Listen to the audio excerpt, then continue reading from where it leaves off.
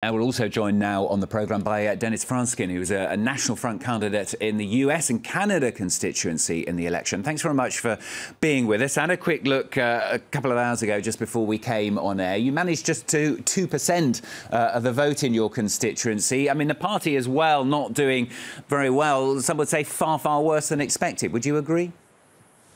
Yeah, but I mean, you know, the result we have here, it's basically like the same type of result we have in France, like in Paris, for example. You know, it's very sociologically totally different from, you know, the people who voted for the National Front.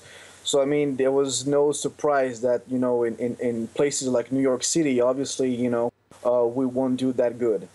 But the whole party did badly as a whole as well, didn't it? Yeah, I mean, again, you know, we suffer the Macron wave, like it's same thing also for, you know, the right wing. It's same thing even for the Mélenchon people. I think there's, you know, we have right now into like a massive report of all the voters to Macron, and also, and as you you know, your guest said, and he's right, it's a huge problem with the absentees, a huge problem that half of the population who just don't want to go to vote, and or they think that, you know, it's done already. This is also made by I would say the medias that are obviously all pro-Macron, and it's just like not fair, especially like for for example, because you see that we are about, you know, like 13%, and we probably will have 1 to 5 seats, and the Social Party, who is around 6%, will have 30 to 35 seats. So I think we are at the end of a system, and I think it's high time to change it, because it's all very well I mean, we heard Marine Le Pen there, though, saying people didn't feel passionate about voting for Emmanuel Macron. They didn't turn out to vote for him, but they didn't turn out to vote for Marine Le Pen and the National Front either. I mean, you haven't managed to inspire people to vote either. I think they were just like, they thought it was a done deal, and you know, the fact she lost, and you know, we were expecting you know, bigger results, and the fact that Macron did so well, it was just like, I mean, I think on our end people were just like, okay, you know, there's no point go voting, he's going to win anyway. And this is only because the political system, the way it is, do not give, you know, enough power to everybody. The representation is not democratic as we speak.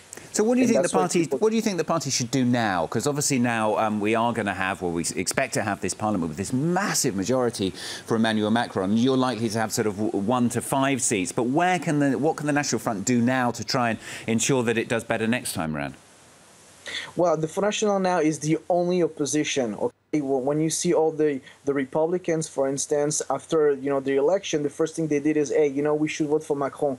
So this is also why the Republicans didn't do that good for that election for yesterday.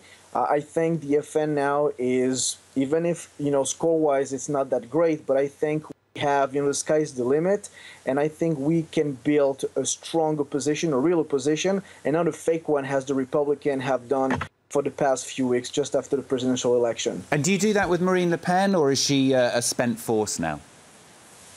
No, I think she's great. She's a great leader. You know, I'm obviously on her side. I mean, we lost, so obviously there's, you know, some discussion to have. You know, there's probably things that we didn't do correctly. But the situation also, and the pro-Macron massive propaganda also didn't help any other parties. So I mean, we also have to, you know, to look back to, you know, how the presidential election, you know, was built.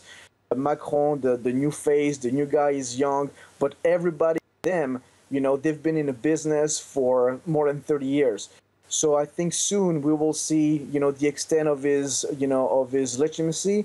And soon we also see, and as you guys mentioned, that, you know, when it will be time for him to do his agenda that no one knows about, we're going to see what people really feel. And I guarantee you, sooner or later, like Hollande or Sarkozy, he will drop the polls like tenfold.